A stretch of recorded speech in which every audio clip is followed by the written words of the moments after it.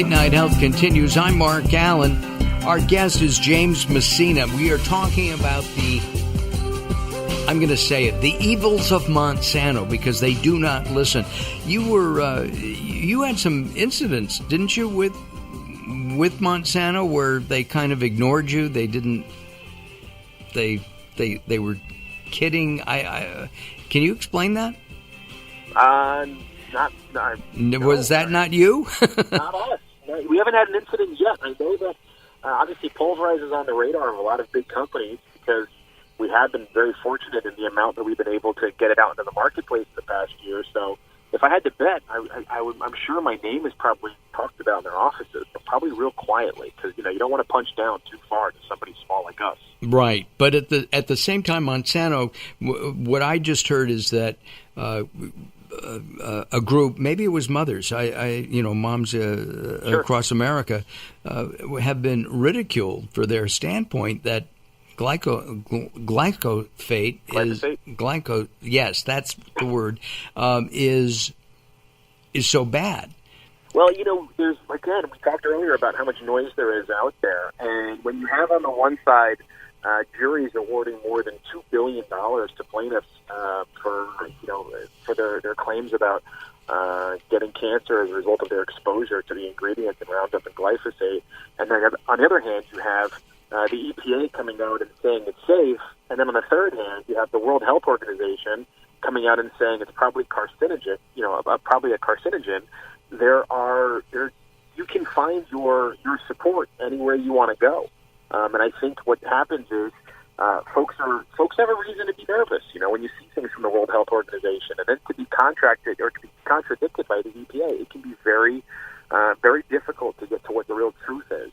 And so I think right now folks are being really empowered by finding out what the truth is and making sure that what they're eating in their yards and around their homes and around their bodies is the safest thing they can.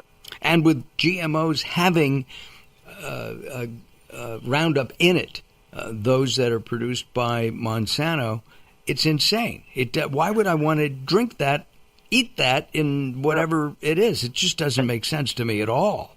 And that's the real interesting part. As I understand it, the reason why the GMO issue is so topical with the glyphosate and Roundup issue is because of the Roundup-resistant crop, right? We talked earlier about how glyphosate has to be absorbed into the plant. It's a systemic product.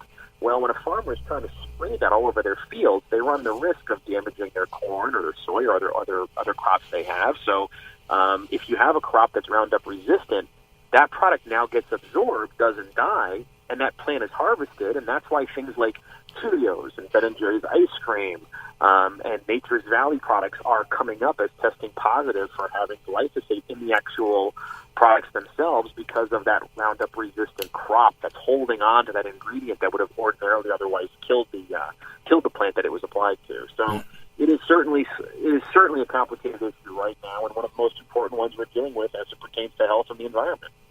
How did you get involved in this? I mean, there had to have been a switch that went off. Yes, you there grew was. up in a nursery and all that, but yeah. What happened? Messina's bread and butter has been we are pioneers in the animal repellent space. We make all natural animal repellents. We use things like essential oils to keep deer and rabbits away. And about 20 years ago, I started this company with my father to bring his patented ideas to the masses. And in the 20 years since, visiting countless numbers of garden centers, doing all these trade shows, about 5 years ago, I started seeing the writing on the wall that folks were starting to rumble about looking for an alternative to some of the chemicals that were used for herbicides. And it took me about 2 years to come up with a name. Naming is, I think, one of the most important things for a new product. And once I had the name, I was very fortunate to find a really great product because, again, the rumblings were there. The people were starting to talk about wanting an option and not wanting to use something with glyphosate in it. And I think we were just reading the tea leaves and a little ahead of our time. Well, and you're in 10,000 retailers, which is a wonderful thing. That really is. So you can go to your local Home Depot or garden center and probably find Amazon. it, or at least Amazon, buy it online as well.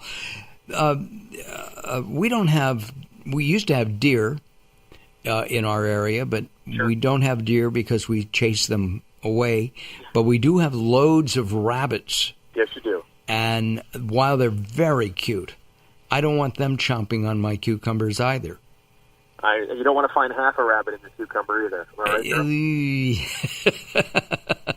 right, Very good. It's a callback. Yes, it is.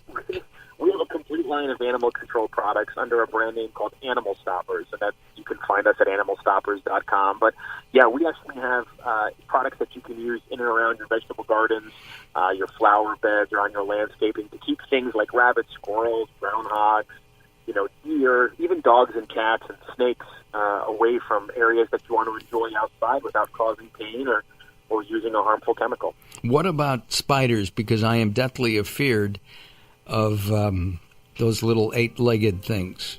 They make me a little squeamish too. Unfortunately, just like with worms, we don't have anything yet for that segment. But spiders do a lot of good. I keep telling myself, like snakes, they're doing good out there if they're in your garden. But I'm certainly along with you, and I would prefer to not have them where I'm working. Yeah, exactly. And I understand spiders, and of course I want bees to come to my tomato plants, right? Sure. Well, and they don't like the Roundup. Anyway, that's another story. Hey, will you come back? Will you visit us again? Yeah, let's do it. All right, you got that. James Messina, it's really easy, Messinas.com. I'm Mark Alyn. We're going to move on. We're going to be talking about a mass meditation festival coming up with over 20,000 expected people. Don't go away as Late Night Health continues.